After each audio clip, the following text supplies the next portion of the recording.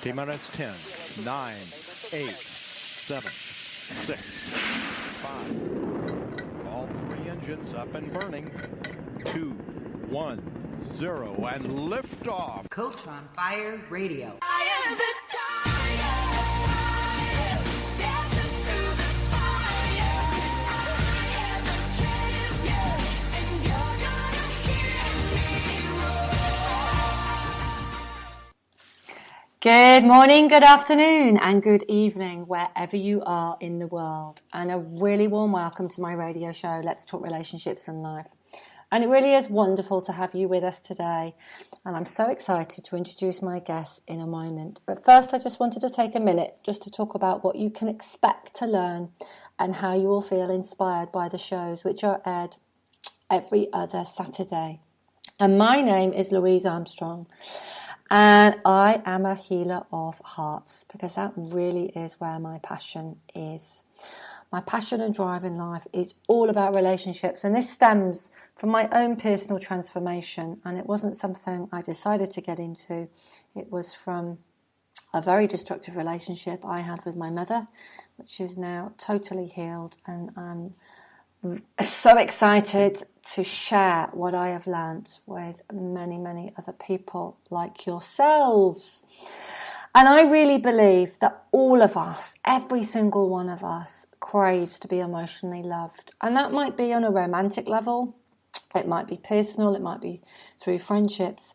And if we're unable to actually make this connection, it's because we are emotionally wounded ourselves. So we need to look inside ourselves why we aren't making those connections. And self-love really is that first step before we can even look at connecting, emotionally to others. And I know that so many of us struggle with relationships. Relationships are so complex. And it might be you right now. Perhaps you're going through a breakup, or maybe you're recently divorced. Perhaps your partner's had an affair, or you're struggling with your mother or your father, or your husband's just left you, or perhaps it's a work colleague who's badly let you down, or a lifelong friend has just deserted you. Or perhaps you want to take your marriage or your partnership to a deeper level. Well, this is where we come in, because we're going to really help you heal those wounds and really learn to love yourself. And by doing these things, you'll be able to make those emotional connections that you really do want in your life. Well, I've got a wonderful relationship business, and I help individuals and couples from all over the world. And now I feel it's the right time for me to give other experts a chance to share their expertise and knowledge. And this is where you're really going to get great value, as I'm going to be introducing amazing coaches, therapists, motivators, and public speakers to share with you and help you in all different aspects of your relationship. Because life is all about relationships, and I always like to say, the better the connection, the better the quality of life. So, enough about me, and let's get on with introducing our fabulous guest, Mandy Wong. And I'm so excited, Mandy. Thank you for having me. I'm really, really excited to be here with you as well. Fantastic, fantastic. Mandy is a life and relationship coach, and she's going to be talking to us today about how to empower women to love their story so that they can confidently create more personal freedom in their lives and relationships. Well, who doesn't want more of that? Tell me. Who doesn't want more personal freedom and to feel that beautiful confidence? Yeah. So personal freedom, I think it means it's so subjective, and it can mean so much to so many people. But I just remember, just 5 years ago, like the weight on my shoulders, feeling like, my back was up against the wall, and I was constantly hustling for my worth, and I was just mentally, physically exhausted, and I just felt so trapped.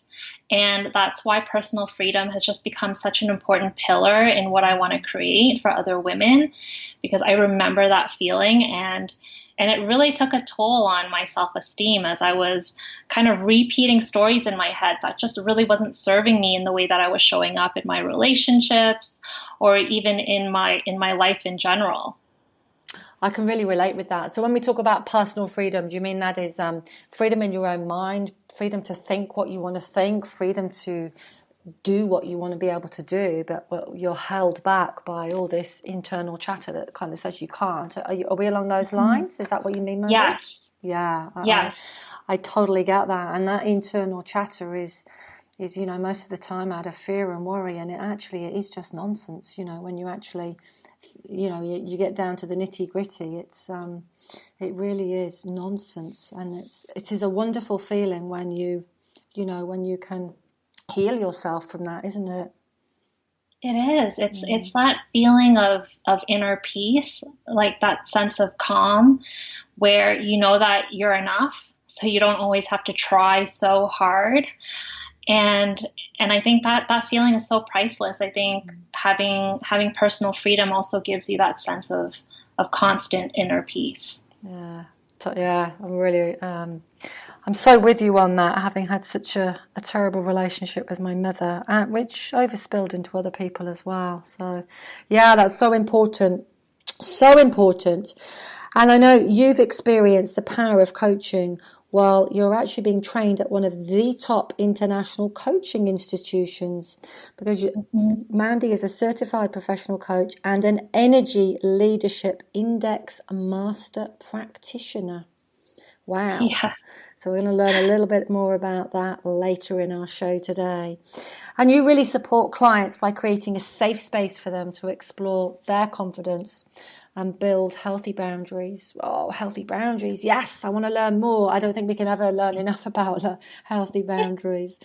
And to develop, the newfound trust in yourselves, because when we trust ourselves, life becomes so much easier, doesn't it? It becomes a lot smoother. The ride is a lot smoother. And you do this through your private coaching practice. So wonderful, wonderful to have you. So let's get on with the show, because I've got lots to learn about. So, how the narrative of not enough shows up as symptoms in our lives and relationships. And by this, that perfectionism, control, wow, those two are very high on my agenda as well. People pleasing and playing it small. Now, I do believe that probably every listener out there has felt some of these things at some point in your life, and you could well be feeling them right now, or all of them, because I can just about tick all those boxes.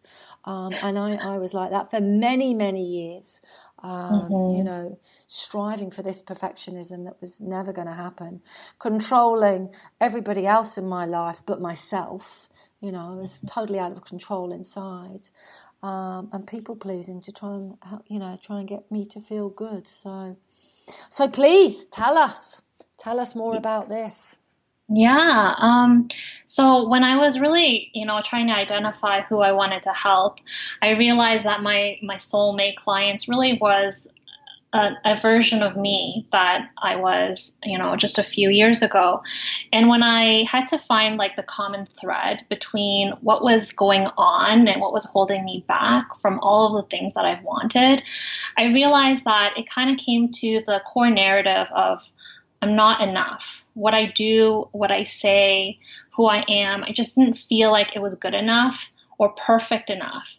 And perfectionism came up a lot in my narrative. I grew up in a household where, your parents want the best for you. And so they become a little bit critical. So even when I tried my best, I felt like there was always something that I could have done better, because that was kind of like the feedback that I got. And so that made me play really small, and it made me perfect everything that I did before I would want to even show up and share myself, because I was just kind of worried about, okay, if my parents are thinking this, if my mom is thinking this, what are other people saying?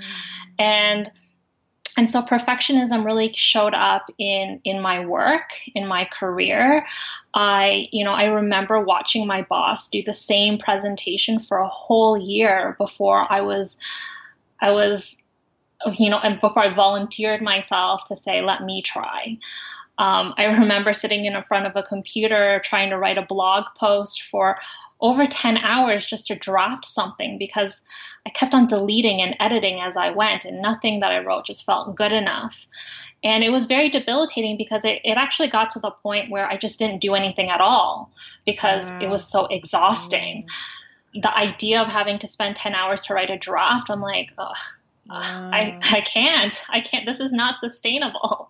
So is this kind of like your internal chatter, or is this was this said to you, or was it just what was going on in your mind?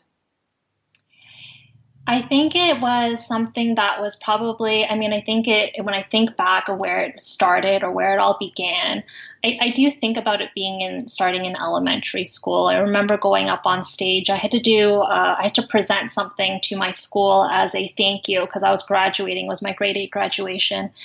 And I was incredibly nervous to do this presentation because I never go on the spotlight. I was always the girl that nobody really remembered or saw because I just was so shy and I was so scared to fail. So I never really participated in class. And so having to do this presentation of this painting as a thank you to our principal, I was incredibly nervous. And I remember doing that and coming home and my mom saying, "Why was your hair like just all covering your face? Like nobody could see you, you know?" And I was crushed. I still remember that comment so well. I was so crushed because I was so nervous and I felt like what I did was not good enough. This moment where I was on this limelight, you know, the spotlight was on me, and still, even though I kind of got the courage to do it, I felt like I had failed her. And so I realized then that my inner critic just started to develop in a way to protect me. Yeah. You know? Yeah. In a way absolutely. to say, like, don't do this, Mandy, because, you know, if you try again, you're going to fail. You know, somebody's going to say something. And then you're going to feel upset, and you don't want to get upset again. So don't do anything. Exactly. And that narrative just got stronger and stronger because in a sense it did protect me, and because it did protect me, I never really experienced like, you know, sheer moments of failure because I waited until I perfected it before I showed up. So for the most part it was well received when I did participate. Yeah. You developed a really good strategy, which is actually, you know, what you were doing, wasn't it? It was. And the problem of that is that I remember the moments also where I would just see these opportunities pass me by. Like, you know, when you want to stand up and say something because you know what you say has value, but then you second guess yourself and you sit yourself back down. And I remember that those moments of like just missing one opportunity after the next and not really showing who I really was. And even though I didn't experience like, you know, a ton of failure, I also didn't really experience, you know, that sheer joy of doing something that I just loved. And that was what I was giving up when I was, you know, playing into my inner critic. Yeah, I think that's very familiar. And I think a lot of listeners out there right now will really think, gosh, yeah, that's me. And so many of us can tick those boxes, but we're not really quite sure what's going on. You know, we're not really right score, and we get that internal, you know, that internal out of alignment, that internal chitter-chatter that's really causes us huge upset because we want to be something else and then we can't. We don't know why. So, yeah, I really relate with that. So tell me, what did you do? What happened? What made you change and think, right, okay, I can't behave like this or think like this anymore? Yeah, you know, it's been a journey, and I would say when I was actually getting my certification, that's when, you know, things really started to click in my head because I think sometimes the chatter is so unconscious. We just believe it to be so true that we don't even realize that it's an inner critic or that it could be something outside of us keeping us safe. It's just the norm. It's always been the norm for me.